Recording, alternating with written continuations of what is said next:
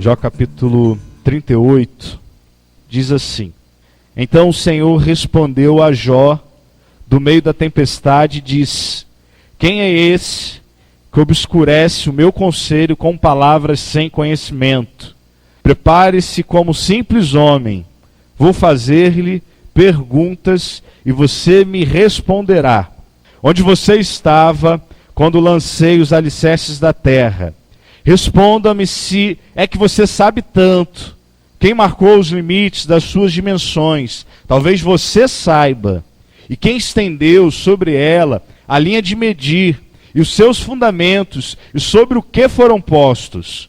E quem colocou sua pedra de esquina, enquanto as estrelas matutinas juntos cantavam e todos os anjos se regozijavam? Capítulo 38, capítulo 39, capítulo 40 e 41 são perguntas que Deus faz a Jó e Jó não consegue responder nenhuma delas. E aí eu trouxe um poema de Rubem Alves para a gente começar a nossa reflexão. E num dos seus textos, chamado Pássaro Engaiolado, que ele fez porque a sua filha tinha um passarinho, o passarinho foi embora, e ele viu a dor da sua filha e ele resolveu fazer esse texto. E o texto diz assim: Dentro de uma linda gaiola vivia um passarinho. De sua vida, o mínimo que se poderia dizer era que era segura e tranquila, como seguras e tranquilas são as vidas das pessoas bem casadas e dos funcionários públicos. Era monótona, é verdade, mas a monotonia é o preço que se paga pela segurança. Não há muito o que fazer dentro dos limites de uma gaiola, seja ela feita com arames de ferro ou de deveres. Os sonhos aparecem, mas logo morrem, por não haver espaço para bater em suas asas. Só fica um grande buraco na alma, que cada um enche como pode. Assim restava ao passarinho, ficar pulando de um puleiro para o outro, comer, beber, dormir e cantar. O seu canto era o aluguel que pagava ao seu dono pelo gozo da segurança da gaiola. Bem se lembrava ele do dia em que, enganado pelo alpiche, entrou no alçapão. Alçapões são assim, tem sempre uma coisa apetitosa dentro. Do alçapão para a gaiola, o caminho foi curto, através da ponte dos suspiros. Aquele famoso poema do Guerra Junqueiro sobre o mel, o pássaro das risadas de cristal. O velho cura rancoroso encontrara seu ninho e prendera os seus filhotes na gaiola. A mãe, desesperada com o destino dos filhos, incapaz de abrir a portinha de ferro, lhe traz no bico um galho de veneno. Meus filhos, a existência é boa, só quando é livre. A liberdade é lei. Prende-se a asa, mas a alma voa. Ó filhos, voemos pelo azul, comei. É certo que a mãe do passarinho nunca lera o poeta, pois o que ela disse ao seu filho foi: finalmente minhas orações foram respondidas. Você está seguro pelo resto de sua vida. Nada há a temer. Não é preciso se preocupar. Acostuma-se. Cante bonito. Agora posso morrer em paz. Do seu pequeno espaço, ele olhava os outros passarinhos, os bem-te-vis atrás dos bichinhos, os sanhaços, entrando mamões adentro, os beija-flores com seu mágico bater de asas, os urubus nos seus voos tranquilos da fundura do céu, as rolinhas arrulhando, fazendo amor, as pombas voando como flechas. Ah, os prudentes conselhos maternos não o tranquilizavam. Ele queria ser como os outros pássaros, livres. Ah, se aquela maldita porta se abrisse. Pois não é que, para surpresa sua, um dia o seu dono a esqueceu aberta. Ele poderia agora realizar todos os seus sonhos. Estava livre. Saiu, voou para o galho mais próximo, olhou para baixo. Puxa, como era alto, sentiu um pouco de tontura. Estava acostumado com o chão da gaiola, bem pertinho. Teve medo de cair. Agachou-se no galho para ter mais firmeza. Viu uma outra árvore mais distante. Teve vontade de ir até lá. Perguntou se suas asas aguentaria. Elas não estavam acostumadas. O melhor seria não abusar logo no primeiro dia. Agarrou-se mais firmemente ainda. E nesse momento, um insetinho passou voando bem na frente do seu bico. Chegara a hora. Esticou o pescoço mais do que pôde. Mas o insetinho não era bobo. Sumiu, mostrando a língua. Ei você, era uma passarinha. Vamos voar juntos até o quintal do vizinho. há uma linda pimenteira carregadinha de pimentas vermelhas, deliciosas. Apenas é preciso prestar atenção no gato que anda por lá. Só o nome gato lhe deu um arrepio. Disse para a passarinha que não gostava de pimentas. A passarinha procurou outro companheiro. Ele preferiu ficar com fome. Chegou o fim da tarde e com ele a tristeza do crepúsculo. A noite se aproximava. Onde ele iria dormir? Lembrou-se do prego amigo na parede da cozinha, onde a sua gaiola ficava dependurada. Teve saudades dele. Teria de dormir num galho de árvore sem proteção. Gatos sobem árvores, eles enxergam no escuro, e era preciso não esquecer os gambás, e tinha de pensar nos meninos com seus estilingues no dia seguinte. Tremeu de medo. Nunca imaginara que a liberdade fosse tão complicada. Somente podem gozar a liberdade aqueles que têm a coragem. Ele não tinha. Teve saudades da gaiola e voltou. Felizmente a porta ainda estava aberta. Nesse momento chegou o dono. Vendo a porta aberta, disse: passarinho bobo, não viu que a porta estava aberta.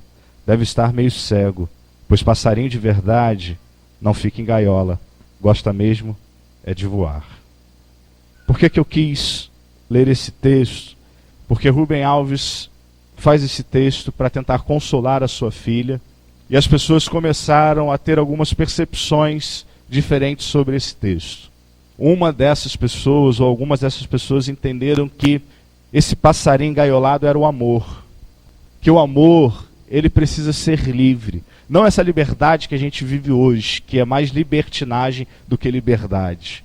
O amor a gente não pode aprisionar. A gente não pode deixá-lo numa gaiola, porque senão ele morre. Outras pessoas, e até teólogos, e até discutiram sobre esse texto, disseram que aqui, e conversando com Rubem Alves, disseram que aqui viam Deus. O Deus que às vezes as religiões ou as nossas interpretações sobre os textos bíblicos aprisionam esse Deus.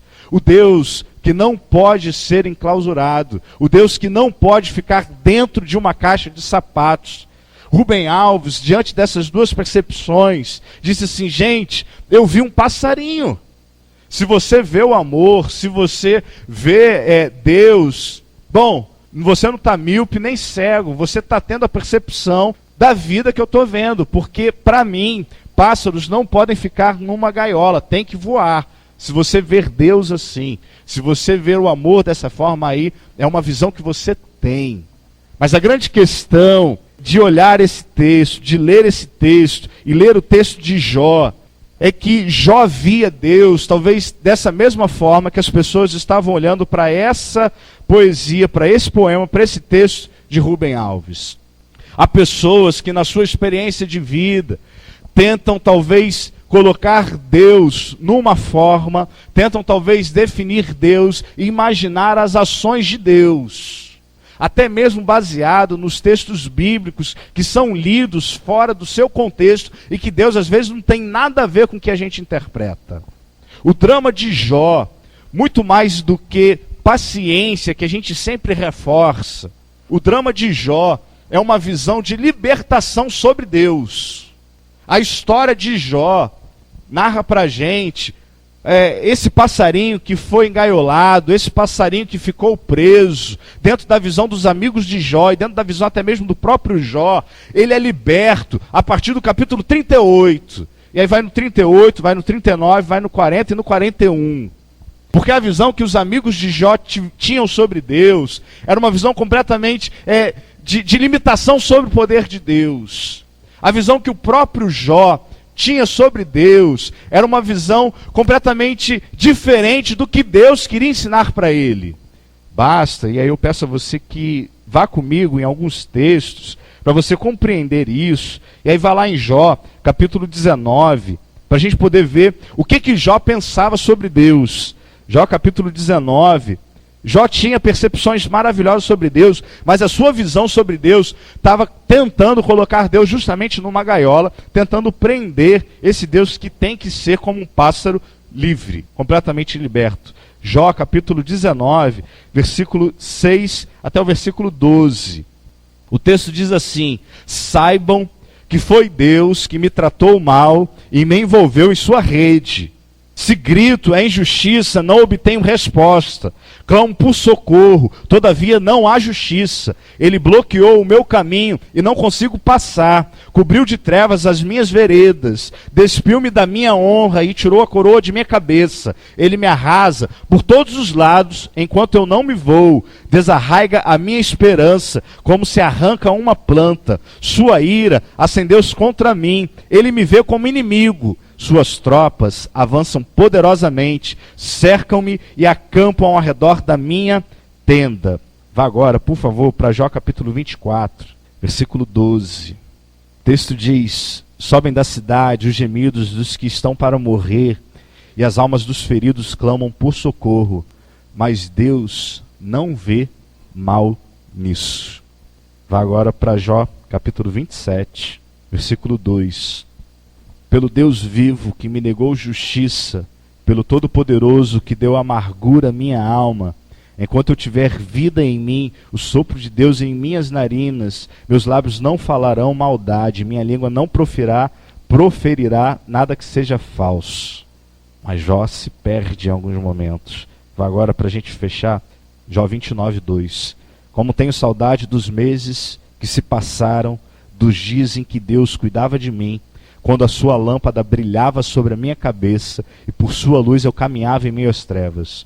Como tenho saudade dos dias do meu vigor, quando a amizade de Deus abençoava a minha casa, quando o Todo-Poderoso ainda estava comigo e meus filhos estavam ao meu redor, quando as minhas veredas se embebiam em nata e a rocha me despejava torrentes de azeite. Você vai lendo todo o livro de Jó, e há alguns momentos que Jó tem essa visão de um Deus engaiolado, de um Deus preso, de um Deus que ele, Jó, poderia manipular, de um Deus que ele, Jó, talvez pela sua bondade, poderia dizer como é que Deus deveria agir e reagir diante das tempestades da sua vida. É interessante que o livro de Jó, ou a história de Jó, se passa no momento dos patriarcas. Talvez porque a gente lê o livro de Jó antes de Salmos, a gente acha que esse livro talvez tenha sido escrito muito tempo depois. Mas a maioria dos teólogos acredita que o livro de Jó é escrito ou é ambientado junto com Abraão, junto com Isaac, junto com Jacó. Porque Jó, o tempo inteiro, ele busca o Senhor, ele oferece sacrifício para os seus filhos. Ele procura altares e invoca o nome do Senhor junto com Abraão, junto com Isaac, junto com Jacó. Porque o tempo inteiro a gente lê na Bíblia, no livro de Jó, principalmente no início do livro de Jó, que Jó está buscando ao Senhor, que Jó está oferecendo sacrifícios para os seus filhos. Porventura, se os seus filhos tivessem pecado, Jó ia lá, entregava um animal, fazia tudo como os patriarcas faziam antigamente, ou fizeram. Então, por esse processo, a teologia vai entender que o livro de Jó é ambientado junto com os patriarcas. Isso é extremamente importante, porque a gente tem um tema, que talvez a gente não fale muito sobre ele, que é a questão da revelação progressiva de Deus. Isso daí é questão de teologia. Como é que a gente entende que no capítulo 1 de Jó, e no desenrolar da história de Jó, Satanás se apresenta diante de Deus juntamente com os anjos e troca uma conversa com Deus, apontando o servo de Deus chamado Jó. Como é que a gente consegue explicar isso? Se Satanás foi expulso da onde? Da onde? Do céu. Como é que a gente consegue harmonizar isso? Teologia da progressão, ou teologia progressiva, vai explicar isso.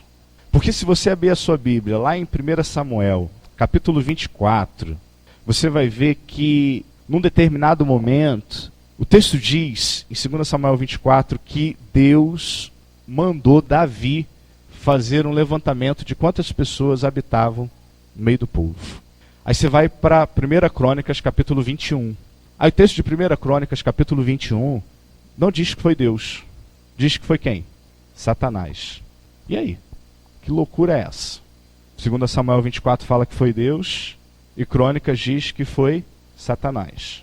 Aí o texto de Samuel, 1 Samuel capítulo 16, fala que Saul era atormentado por um espírito mau vindo da parte de quem?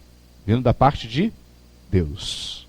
Deixa eu explicar isso. Calma. Pega uma criança. Você não vai lembrar isso porque você não vai ter essa memória, super memória. Mas quem é pai, quem é mãe, vai lembrar e vai trazer a memória que eu estou falando. Dá para você colocar na mamadeira do seu filho, ou melhor, até os 6 meses, a criança, como é que ela se alimenta? Único, exclusivamente, do peito. Algumas talvez, tem que entrar um suplemento, parará e tal, mas usa só o quê? Boca, para sugar o leite na mãe, certo? Tá aí ok? Dá uma colher para uma criança de 4 meses, o que ela vai fazer? O que ela faz? Ou ela vai bater na cara dela, ou vai bater na cara da mãe ou do pai. Ou da avó, ou do avô que estiverem perto, enfim, vai fazer um estardalhaço. 6 meses, como é que é?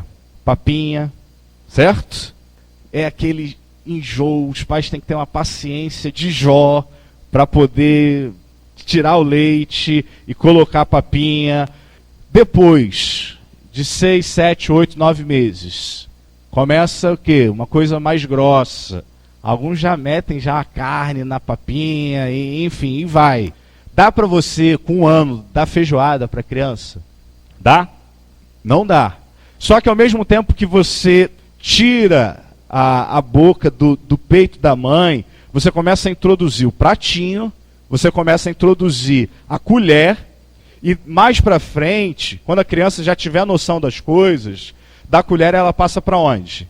Para o garfo, certo? Isso é progressão. Imagina pegar uma criança agora, com 6, 7 meses de idade, e falar assim: meu filho, come uma feijoada porque isso vai ser saudável para você. Imagina a loucura que vai ser isso. Vai conseguir sobreviver? Imagina pegar manga com leite, 10 horas da noite, fala assim: toma, filhinho, para você dormir a noite inteira. Vai dormir aonde? Ou no céu ou no hospital, porque não vai conseguir superar isso, porque há uma progressão. Então, a revelação progressiva de Deus é isso que a teologia trata. Porque se Deus se revelasse dessa forma, como ele se revelou no Novo Testamento, as pessoas aqui não entenderiam isso. Por isso, a gente tem textos em que Deus aparece de uma forma, e um pouco mais à frente, Deus aparece de uma forma muito mais clara, muito mais, de uma forma talvez mais inteligente, em que não há incoerência. Porque a gente pega o texto de 2 Samuel, e ali diz que foi Deus que mandou Davi fazer o censo, mas Deus também castigou Davi por ele ter feito o censo. Que loucura é essa? Mas a gente pega o texto de 1 Crônicas 21, um texto escrito muito tempo depois de 2 Samuel, em que a visão, em que a revelação já tinha se avançado muito tempo. E no texto de 1 Crônicas diz que não foi Deus, mas foi Satanás. Luiz Saião, tentando explicar essa questão do problema do mal, ou tentando fazer com que a gente entenda sobre essa revelação progressiva, ele vai dizer que a fé judaica, especialmente talvez até um pouco antes do exílio, era essa fé em que tudo era voltado para Deus. Tanto a coisa boa quanto a coisa má. Aí por isso, 1 Samuel 16, é o espírito mau que vem da parte do Senhor. Por isso, em 2 Samuel capítulo 24, foi Deus que mandou Davi fazer o censo. Mas quando a coisa começa a ganhar corpo, quando você sai do leite materno, e aí você vai para a papinha, e depois você vai para o alimento mais sólido, aí você introduz a carne, há uma progressão. E aí a gente pode ler em 1 Crônicas que não foi Deus quem mandou Davi fazer o censo, mas foi Satanás. Nesse texto de Jó, é um texto anterior a 2 Samuel, a 1 Samuel, 1 Crônicas, 2 Crônicas. A percepção sobre Deus estava muito crua, muito guti-guti, beabá, nem papinha, era leite materno. Por isso a gente vê talvez uma posição de igualdade entre Deus e Satanás dialogando. Está vendo o teu servo Jó? Ele só te serve porque ele tem as coisas aí, porque você colocou ele numa redoma, o Senhor protegeu, e aí ele pode te adorar, ele tem tudo do bom e do melhor. Tá bom, então vai lá, toca em Jó. Essa percepção não seria vista e não foi vista no Novo Testamento. No Novo Testamento, quando um demônio avistou Jesus, o que ele disse? Ou quando os demônios, uma legião, tem misericórdia da gente, manda a gente para esses porcos que estão aqui. A submissão completa. Só que os judeus construíram isso, essa revelação progressiva. Isso não foi dado de imediato. Por isso, a fala de Deus para Jó é uma fala libertadora. Porque a visão de Jó sobre o poder de Deus e sobre o poder do mal era praticamente equivalente. A visão de Jó, e aí você vai lembrar comigo, quando a mulher de Jó manda Jó amaldiçoar a Deus, Jó fala assim: você fala como uma louca. Não receberíamos de Deus tanto o bem quanto o mal. Falas como uma doida, maluca. 22. Muda a visão que você tem sobre Deus.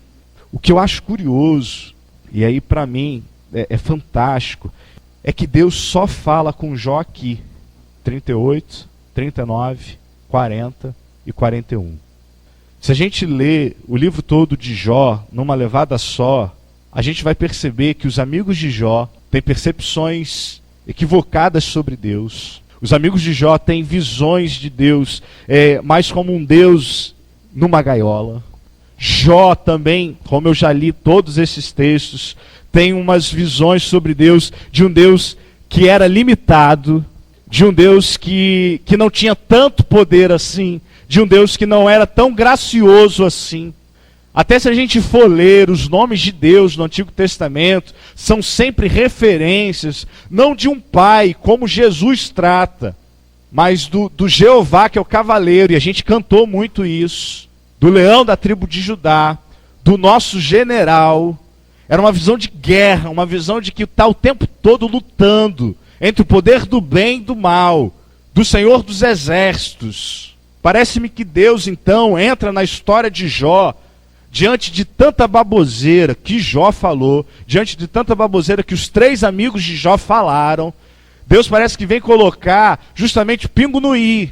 Vocês estão falando sobre mim, mas vocês não sabem quem eu sou. Vocês estão dizendo algumas coisas, estão tentando talvez me colocar numa gaiola, mas eu sou muito mais do que isso. Então, para mim, a fala de Deus e a história de Jó, muito mais do que paciência, é uma história de libertação sobre o Deus que a gente crê. Para mim, muito mais do que a gente precisa padecer e saber padecer, a gente precisa aprender a viver com dificuldades. Muito mais do que isso, a história de Jó é uma reconstrução da espiritualidade que Jó tinha com Deus. Porque até então, Jó tinha a visão de Deus seguinte: se eu fizer tudo bom, se eu fizer tudo de uma maneira perfeita, se eu oferecer os sacrifícios para os meus filhos, vai tudo acontecer bem. Essa era a visão também da mulher de Jó. E aí Jó, quando vem a dor, quando vem o sofrimento, quando seus filhos morrem, Jó vira e fala assim: Deus me desamparou. Parece que Deus não tem misericórdia. Parece que Deus não tem graça. Parece que a gente está clamando e Deus não está ouvindo. A gente precisa, o tempo inteiro, se reencontrar com o capítulo 38, com o capítulo 39, com o capítulo 40 e 41 de Jó.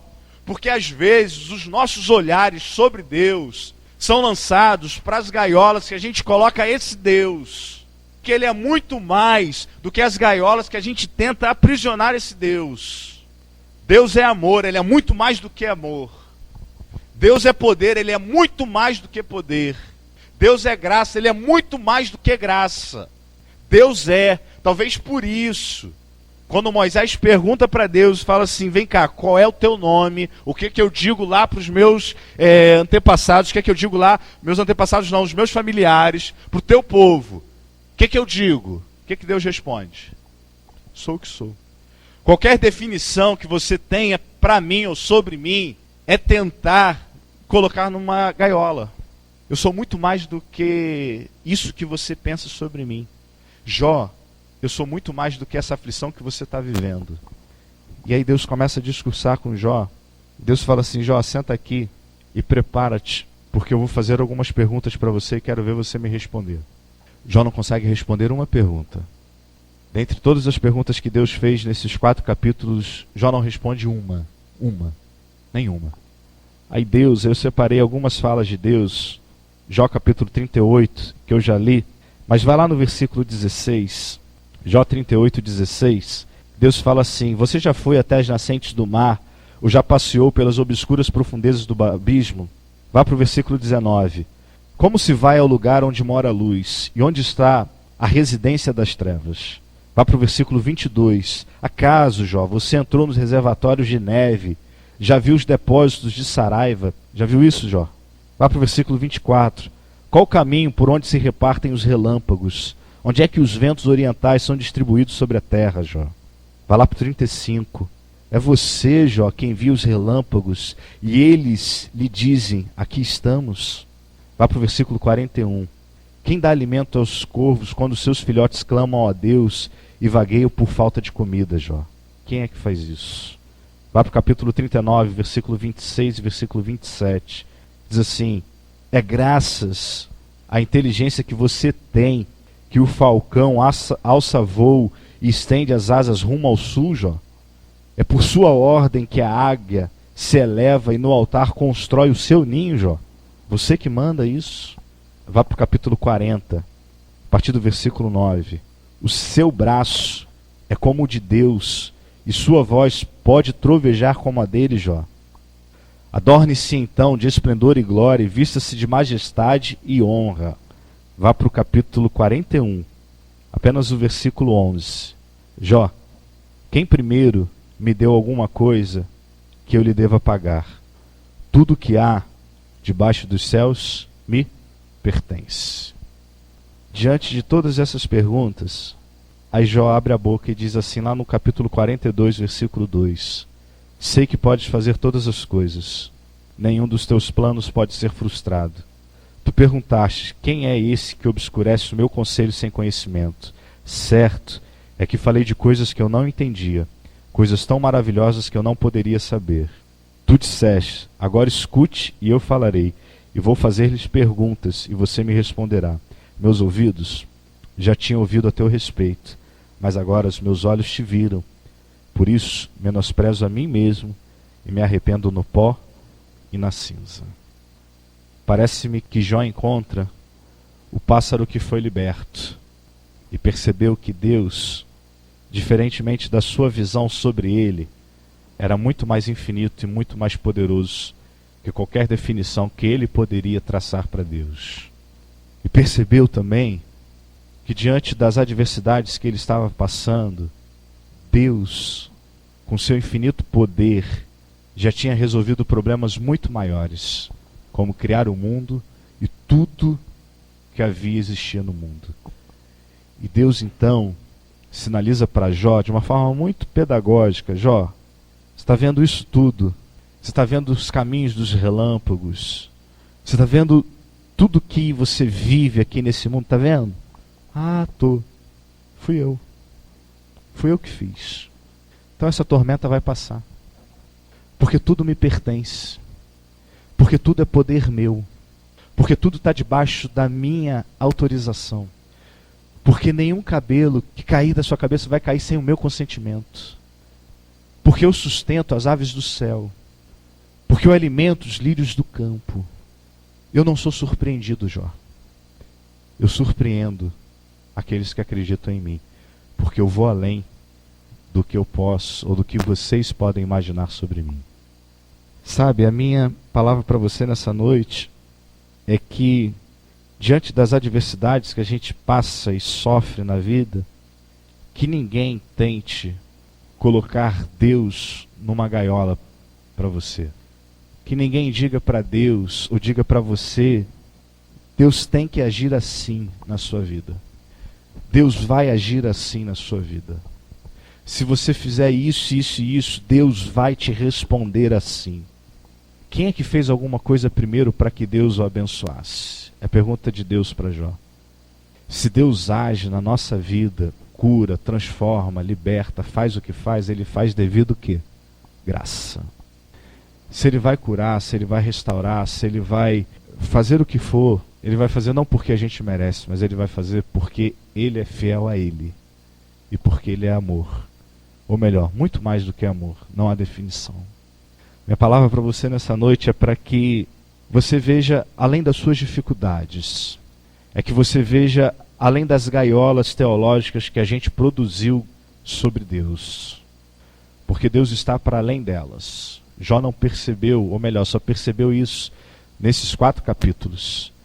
E aí ele diz, olha, eu bem sei que tudo tu podes, e nenhum dos teus planos pode ser frustrado. Está difícil, está complicado, está chorando mais do que queria, está sofrendo mais do que queria.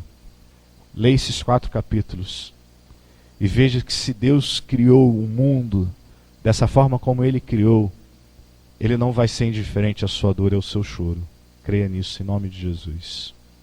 Não sei qual a resposta dele para você.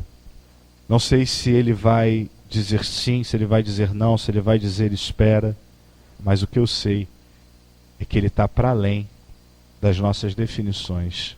Ele é infinitamente maior e mais poderoso de tudo aquilo que a gente peça, de tudo aquilo que a gente pense, de tudo aquilo que a gente creia. Ele é Deus. E 3 pontinhos. Acabou.